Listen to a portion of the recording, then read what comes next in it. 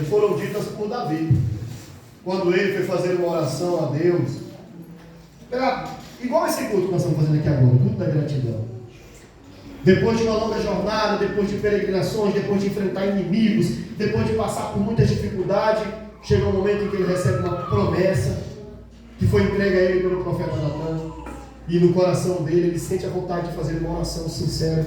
Ele abre o coração e fala essas palavras para Deus. Agora eu quero chamar a atenção desta Santa Igreja para dizer que Deus permitiu nós conhecermos os defeitos de Davi. Não tem homem na Bíblia que tenha sido citado mais os defeitos do que o Davi.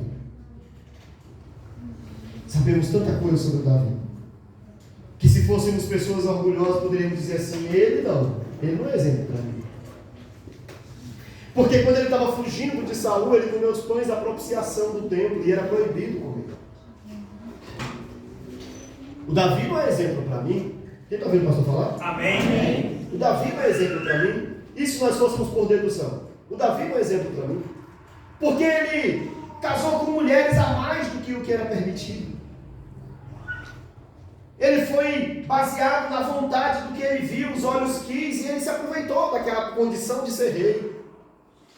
E por ser uma autoridade máxima, um estadista, ele se vangloriou dessa posição e saiu casando com um monte de gente.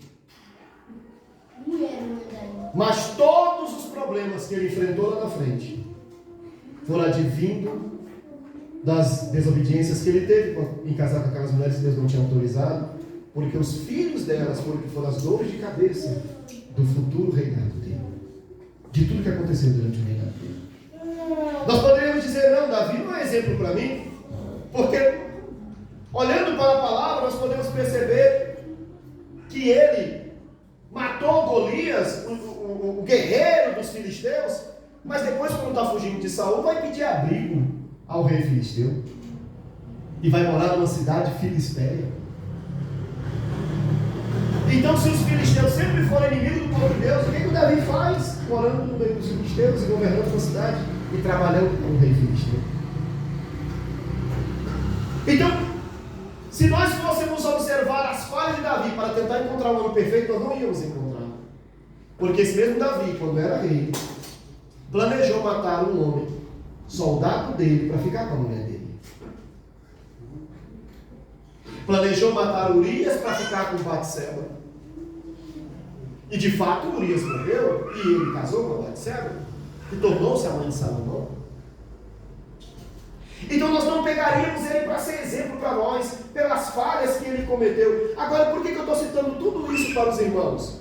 Porque nós conhecemos tantos defeitos do Davi, e por incrível que pareça, não concordamos com os defeitos dele, mas ele é o que mais parece conosco na caminhada. Isso é verdade. E eu me refiro não somente ao ato de adoração, me refiro também a falhas. Analise você, ano passado e esse ano, quantas vezes você já falhou com Deus? E se a tua história estivesse na Bíblia? Todas as tuas falhas estivessem na Bíblia. Todos os teus vacilos estivessem na Bíblia. Você ia perceber que de todos os personagens que mais parecem com você é Davi. Você também vacilou muito contra Deus esses últimos tempos. Você também deixou de fazer uma coisa que Deus mandou você fazer. Você também quebrou uma aliança que você já teve firme com Deus. Você também já disse não quando Deus disse sim. Você também já se comportou como uma pessoa que deixou entrar no teu coração tantos outros males e você esfriou na fé. Você não permanece firme desde o primeiro dia que você aceitou Jesus pela primeira vez. Você também já chegou a se desviar. Já precisou voltar. Você é Davi na Bíblia. Por isso ele pode se escandalizar com a história dele. Mas o que tem a ver eu e você agora estamos comparando com essa história de Davi? Estamos falando sobre isso para que nós possamos entender que o que mudou foi o Davi com Deus muitas vezes. Quem enfraqueceu foi o Davi com Deus, mas o amor de Deus nunca mudou para com Davi. Da mesma maneira, o amor de Deus nunca mudou para com você. Foi você que às vezes achou que não merecia mais ser perdoado. Foi você que achou que não devia mais voltar. Foi você que se sentiu fraco demais, se decepcionou demais. Foi você que endureceu o coração contra algumas coisas que você antes cria e se regozijava com elas, e depois você passou a não crer mais. Foi você que começou a endurecer o coração para com o amor do ser humano, para com você. Foi você que se entristeceu. Não foi Deus. Por isso, olhando para a palavra nessa noite que Deus está falando para a igreja. Aleluia. Eu quero dizer para você, se você é como Davi, tem falhas, tem defeito, se você é como Davi, já caiu, já levantou, se você é como Davi, estava no mal outro dia, estava no lugar errado, mas hoje está dentro da igreja, Deus está dizendo para você, não temas porque eu sou contigo, não te assombres que eu sou o teu Deus, eu te esforço e te ajudo, e sou eu que te sustento para a destra da minha justiça. Deus fala para você que Ele ainda olha para você com o olhar do começo do teu primeiro amor. Aleluia! Não desistiu de você não. Oh Deus poderoso! Não desistiu de você não. Porque o que afetou o teu coração não chegou lá no céu. Não chegou lá no céu. Então, olhando para esta palavra, nós podemos observar que o que a Bíblia Sagrada está mostrando para cada um de nós é que Deus estava se referindo a uma aliança eterna. Uma aliança eterna, igreja, não é como metal que pode se quebrar, que pode se fundir, que pode se perder com o tempo, que pode sair da mão do dono, que pode ser roubada, que pode ser de alguma forma tirada do poder de alguém. Não! A aliança eterna é alguma coisa que é para sempre, é firme, é segura. Aleluia. Você ainda tem uma aliança com Deus e não sabe o valor dela. Você tem uma aliança com Deus, o que Ele falou com você quando Ele te chamou pela primeira vez, que te tirou da lama, que te lavou, que te chamou para perto. Essa aliança ela não se perdeu, ela ainda está firme aí no céu, porque você não desceu a sepultura ainda, você não morreu, você não perdeu a vida, você ainda está de pé. Se você ainda não está com a fé tão firme como deveria estar, mas Deus está dizendo para você que Ele ainda é poderoso para fazer tudo muito mais abundante do que o que nós pedimos e pensamos. É a fé que Deus está dizendo que falta ser ativada em você. Porque não teve nenhum dia que você saiu da sua casa para ir trabalhar, que os olhos dele não te acompanhassem até o trabalho.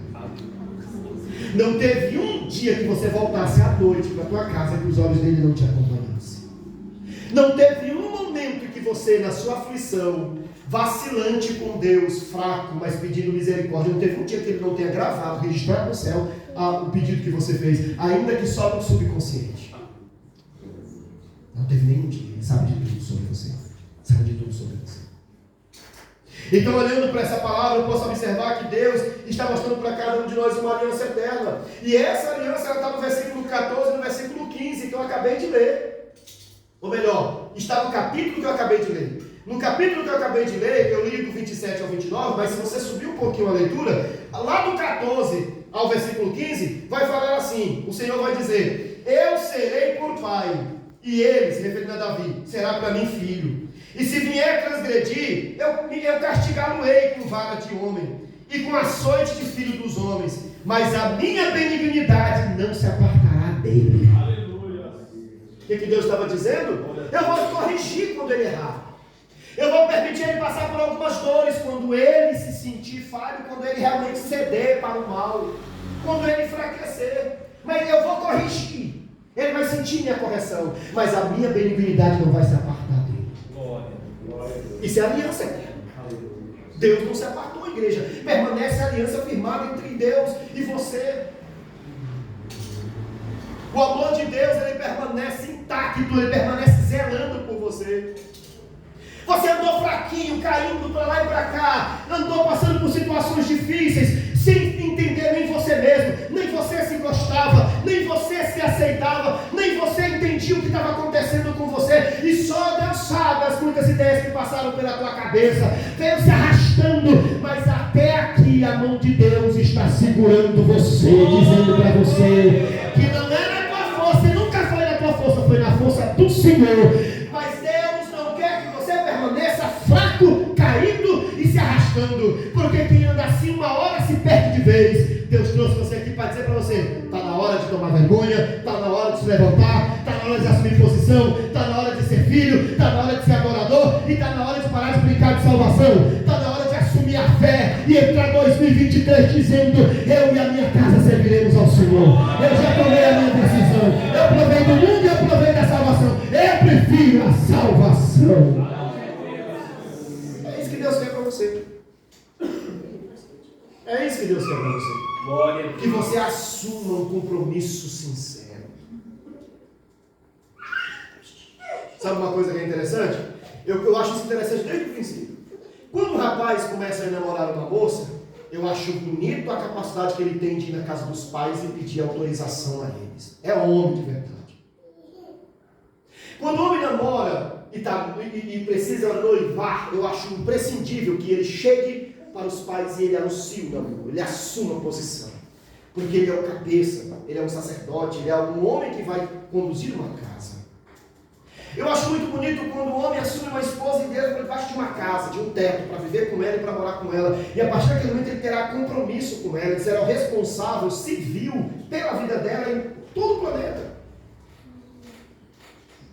E por que eu estou dizendo isso para você? Porque também eu acho muito importante quando uma pessoa, ela chega para Deus e ela tem a coragem de fazer a oração da confissão. Não quero mais outra coisa, Senhor. Já fui no mundão, já provei, já participei. Não quero mais o que está lá fora. Eu agora quero confessar Jesus como meu único e suficiente Salvador. Eu quero voltar às primeiras coisas. Eu quero voltar à essência. Eu quero servir a Deus de verdade. Eu quero andar com Deus. Porque eu já provei do que tem lá fora, tanto das coisas que são prazerosas, como já provei de outros deuses, de culto de outros deuses. Já fiz simpatia, já me envolvi com horóscopo, já participei de tradições, já pratiquei outros tipos de fé, mas agora eu entendo que Deus é o único a quem eu devo adorar. E eu não quero ficar brincando disso. Eu quero assumir um compromisso sincero. Eu quero colocar no altar o meu corpo, a minha alma e o meu espírito. Naquela hora o céu se abre e Deus cela a tua vida. Glória a Deus. É coisa linda demais.